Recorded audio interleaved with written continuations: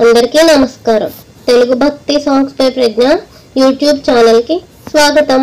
ఈ రోజు ఈ వీడియోలో మనం భగవద్గీత 8వ అధ్యాయం సంపూర్ణంగా వివరణతో సహా నేర్చుకుందాం. ఓం శ్రీకృష్ణ పరబ్రహ్మణే నమః. ఓం శ్రీ సద్గురు పరబ్రహ్మణే నమః. శ్రీమద్భగవద్గీత అత అష్టమోऽధ్యాయః అక్షర బ్రహ్మయోగః. మొదటి శ్లోకం. అర్జున ఉవాచ కిం తద్బ్రహ్మ కిమధ్యాత్మం కిం కర్మ పురుషోత్తమ అధిభూతై చ కిం ప్రోక్తం అధిదైవం కిముచ్యతే. భావం. అర్జునుడు పలికెను, ఓ పురుషోత్తమ, బ్రహ్మ అనగానేమి, అధ్యాత్మము అనగానేమి, కర్మ అనగానేమి, అధిభూతము అని దేనికి పేరు, అధిదైవము అని దేనిని అందురు. రెండవ శ్లోకం. అధియజ్ఞం కదం కోత్ర దేహేస్మిన్ మధుసూదన ప్రయాణ కాలే చ కతై జ్ఞేయోసి నియతాత్మభిః. భావం. ఓ మధుసూదన, అధియజ్ఞం అనగానేమి, ఆ అధియజ్ఞము ఈ శరీరం నందు ఎట్లుండును, అంత్యకాలమున మనస్సును పరమాత్మ యందు లగ్నం చేసిన యోగులు నిన్నెట్లు తెలుసుకొనగలరు. మూడవ శ్లోకం. శ్రీ భగవానువాచ అక్షరం బ్రహ్మ పరమం స్వభావోధ్యాత్మముచ్యతే భూత భావోద్భవకరో విసర్గ కర్మ సంకితః. భావం. శ్రీ భగవానుడు పలికెను, బ్రహ్మం అనగా సర్వశ్రేష్ఠుడు, శాశ్వతుడు. అధ్యాత్మము అనగా స్వస్వరూపము, అనగా జీవాత్మ పరమాత్మ యందు లీనమైన సకల భూతములను బహిర్గతమనర్చి వాటి ఉత్పత్తి అభ్యుదయములకు కారణమైన చేష్టను, అనగా సృష్టి ఆది కర్మలను కర్మయందురు. నాలుగవ శ్లోకం. అధిభూతం క్షరో భావ పురుషశ్చాధిదైవతం అధియజ్ఞోహమేవాత్ర దేహే దేహభృతాంబర. భావం. ఉత్పత్తి వినాశశీలములైన పదార్థములు అన్నియును అధిభూతములు అనబడును. హిరణ్మయుడైన పురుషుడు అధిదైవము. దేహదారులలో శ్రేష్ఠుడవైన ఓ అర్జున. ఐదవ శ్లోకం. అంతకాలే చ మామేవ స్మరన్ముక్త్వా కలేవరం యప్రయాతి సమద్భావం యాతి నాస్త్యత్ర సంశయః. భావం. అంత్యకాలమునందైనను నన్నే స్మరించుచు దేహత్యాగమును చేసిన వాడు నన్నే పొందును, ఇందేమాత్రము కూడా సందేహము లేదు. ఆరవ శ్లోకం. యం యం వాపి స్మరన్ భావన్ త్యజత్యంతే కలేవరం తంతమేవైతి కౌంతేయ సదా తద్భావ భావితః. భావం. కౌంతేయ, మనుష్యుడు అవసాన దశ యందు ఏ ఏ భావములను స్మరించుచు దేహత్యాగమును చేయునో అతడు మరుజన్మలో ఆయా స్వరూపములనే పొందును. ఏలనన సర్వదా అతడు దానినే స్మరించుచుండెను. ఏడవ శ్లోకం. తస్మాత్ సర్వేషు కాలేషు మామనుస్మరయుధ్య చ మయ్యర్పిత మనో బుద్ధిర్ మామే వైష్యస్య సంశయం. భావం. కావున ఓ అర్జున, నీవు సర్వదా నన్నే స్మరించుచుండుము, యుద్ధమును కూడా చేయుము. ఈ విధముగా నీ మనోబుద్ధులను నాయందే నిలిపియున్నచో నిజముగా నన్నే పొందెదవు. ఎనిమిదవ శ్లోకం. అభ్యాస యోగయుక్తేన చేతసా నాన్యగామిన పరమం పురుషం దివ్యం యాతి పార్థాను చింతయన్. భావం, మనస్సును ఎటు పోనీయక నిరంతరము పరమేశ్వరుని ధ్యాన రూప యోగమునే సాధన చేయు మనుష్యుడు దివ్య పురుషుడైన పరమాత్మనే చేరును. 9వ శ్లోకం. కవిం పురాణమనుశాసితారం అనోరణీయాం సమనుస్మరేద్యః సర్వస్య ధాతారమచింత్య రూపం ఆదిత్యవర్ణం తమసః పరస్తాత్. భావం, సర్వజ్ఞుడును సనాతనుడును అందరినీ శాసించువాడును అణువు కంటెను సూక్ష్మమైన వాడును అందరినీ ధరించి పోషించువాడును అచింత్య రూపుడును సూర్యుని వలె నిత్య చేతన ప్రకాశ రూపుడును అజ్ఞానాంధకారమును పారద్రోలువాడును అయిన సచ్చిదానంద గణపరమేశ్వరుని స్మరించువాడగు. 10వ శ్లోకం. ప్రయాణ కాలే మనసాచలేన భక్త్యా యుక్తో యోగ బలేన చైవ భ్రువోర్మధ్యే ప్రాణమావేశ్య సమ్యక్ సతం పరం పురుషముపైతి దివ్యం.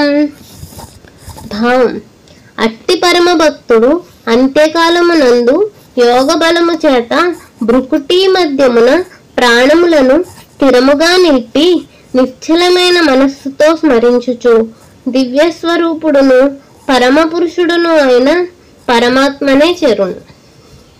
11వ శ్లోకం. యదక్షరం వేద విదో వదంతి విసంతి యద్యతయో వీతరాగాః యదిచ్ఛంతో బ్రహ్మచర్యై చరంతి తత్తే పదం సంగ్రహేణ ప్రవక్ష్యే. భావం, వేద విధులైన విద్వాంసులు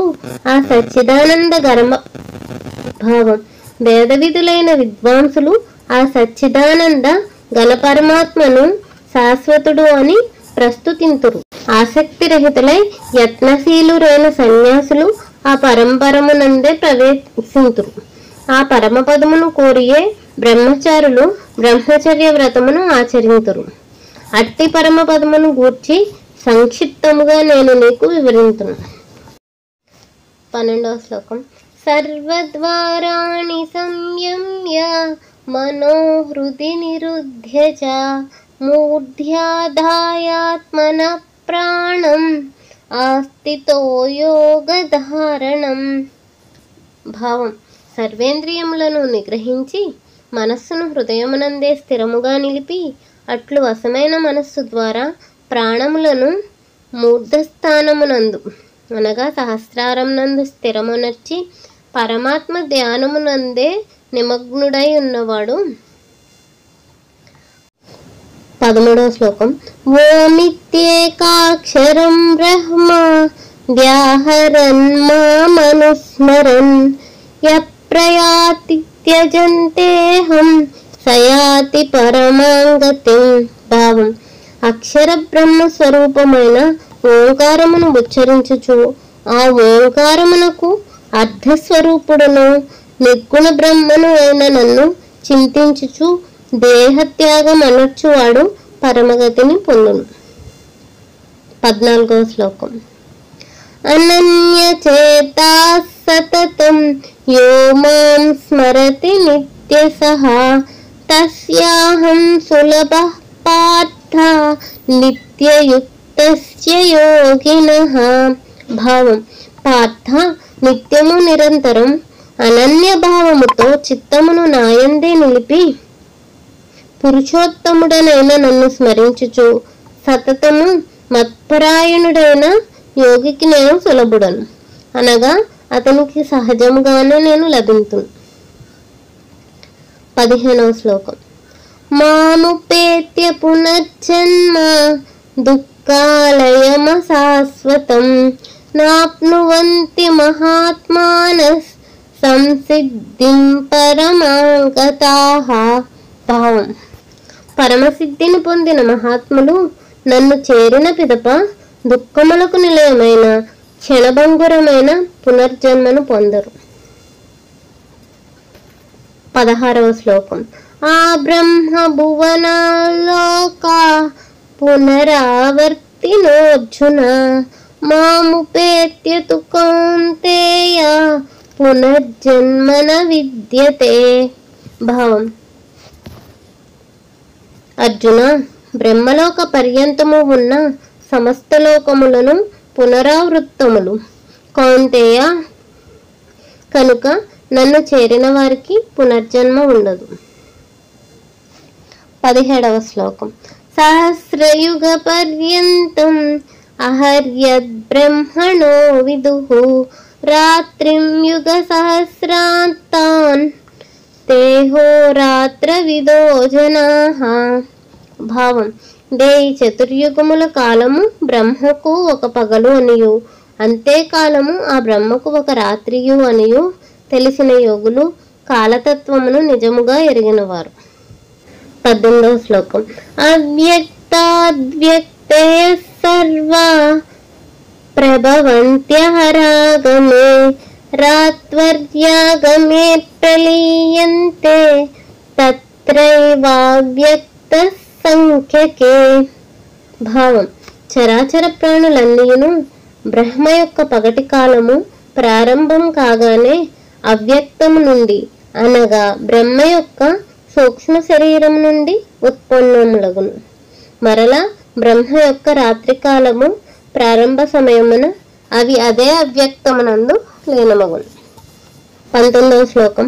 భూతగ్రామ సయేవాయం భూత్వా భూత్వా ప్రలీయతే రాత్ర్యాగమే వసపార్థ ప్రభవత్యహరాగమే. భావం. పార్థ, ఈ భూత సముదాయమే ప్రకృతి వశమున మాటి మాటికి ఉత్పన్నమగుచుండును.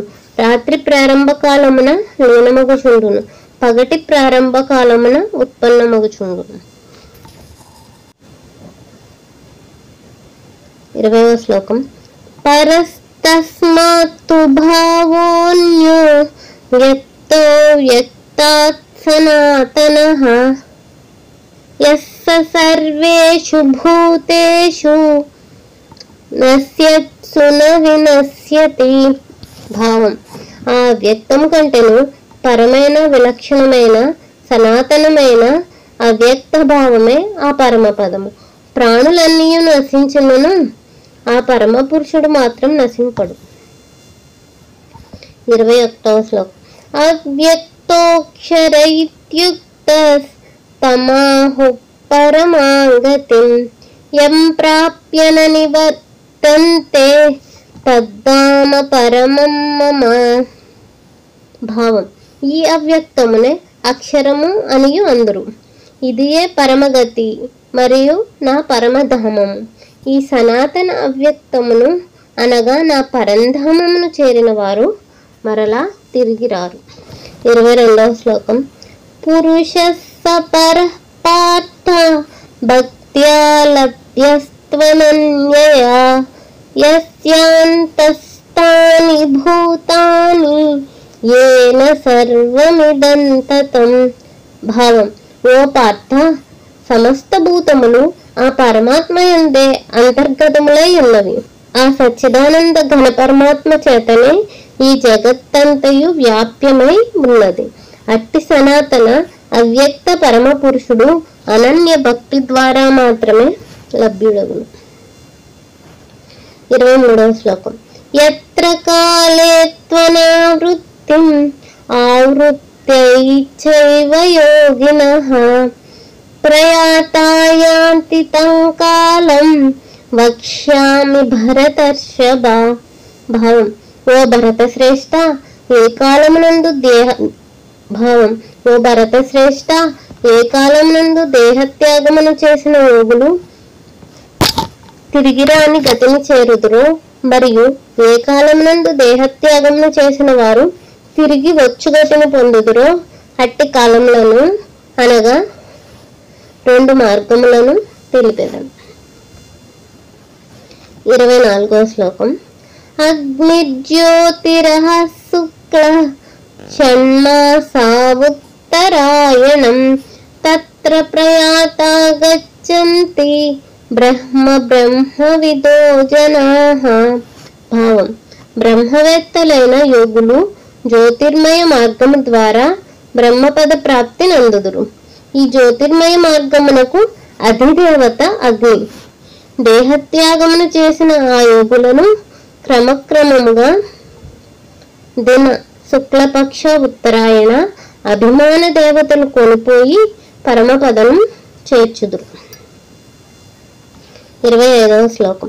ధూమో రాత్రిస్తథా కృష్ణ షణ్మాసా దక్షిణాయనం తత్ర చాంద్రమసై జ్యోతిర్ యోగి ప్రాప్య నివర్తతే. భావం: అట్లే సకామ కర్మయోగులు ధూమ్ర మార్గము ద్వారా స్వర్గాది లోకములను చేరుదురు. దేహత్యాగము చేసిన ఈ సకామ కర్మయోగులను క్రమముగా రాత్రి కృష్ణపక్ష దక్షిణాయన అభిమాన దేవతలు కొనిపోయి స్వర్గాది లోకములను చేర్చుదురు. వారు అచట చాంద్రమస జ్యోతిని పొంది అనగా తమ శుభకర్మ ఫలములను అనుభవించి తిరిగి భూలోకమును చేరుదురు. 26వ శ్లోకం. శుక్లకృష్ణే గతిహ్యేతే జగతః శాశ్వతే మతే ఏకయా యాత్యనావృత్తిం అన్యయా వర్తతే పునః. భావం: ఈ రెండు మార్గములకును శుక్ల కృష్ణ మార్గములనియు లేక దేవయాన పితృయాన మార్గములనియు వ్యవహార ప్రసిద్ధి కలదు. ఇవి సనాతనములు. దేవయాన మార్గమును వెళ్ళువారు పరమగతిని పొంది తిరిగిరారు. పితృయాన మార్గమును వెళ్ళువారు తిరిగి వచ్చి జనన మరణ చక్రములు పడుదురు. 27వ శ్లోకం. నైతే శృతి పార్థ జానన్ యోగి ముహ్యతి కశ్చన తస్మాత్ సర్వేషు కాలేషు యోగయుక్తో భవార్జున. భావం: ఓ పార్థ, ఈ విధముగా ఈ రెండు మార్గముల తత్వములను తెలుసుకున్న యోగి మోహితుడు కాడు. కావున అన్ని కాలముల యందును సమత్వ బుద్ధి రూపయోగయుక్తుడు కమ్ము, అనగా నిరంతరము నన్నే పొందుటకు ప్రయత్నింపు. 28వ శ్లోకం. వేదేషు యజ్ఞేషు తపస్సు చైవ దానేషు యత్ పుణ్యఫలం ప్రదిష్టం అత్యేతి తత్ సర్వమిదం విదిత్వా యోగి పరం స్థానముపైతి చాద్యం. భావం: ఈ తత్వరహస్యమును ఎరిగిన యోగి వేద పఠనము వలనను యజ్ఞదాన తపశ్చర్యాదుల వలనను కలుగు పుణ్యఫలమును త్రోసిరాజని నిస్సందేహముగా సనాతన పరమపదమును చేరును. ఓం తత్సదితి శ్రీమద్భగవద్గీతాసు ఉపనిషత్సు బ్రహ్మ విద్యాయాం యోగశాస్త్రే శ్రీకృష్ణార్జున సంవాదే అక్షర బ్రహ్మ యోగో నామ 8వ భావం: ఈ విధముగా ఓం తత్సత్ అను భగవన్నామ ఉచ్చారణ పూర్వమైన భావం.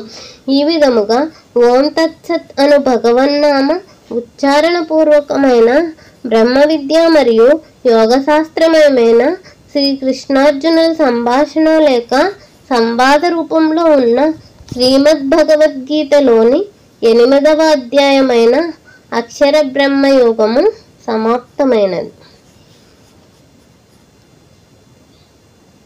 శ్రీకృష్ణార్పణమస్తు.